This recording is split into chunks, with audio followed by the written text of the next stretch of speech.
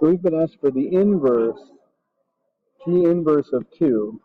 So this is an x, but because we want an inverse, that's really going to become our y. So we're really saying 2 equals y, or G inverse, over 2 plus 1.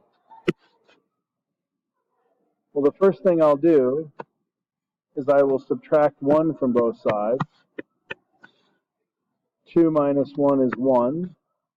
1 is equal to G inverse over 2. Now I will double everything. G inverse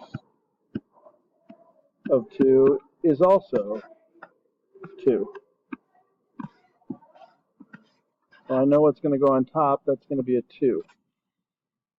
Now I need to do f of g of 6. Well, g is inside of f. So we'll say g of 6 is going to be 6 over 2 plus 1. Well, that's equal to 4. And now I'm going to take that 4 and send it inside of f.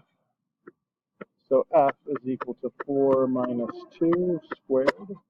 Well, that's 2 squared, which is equal to 4.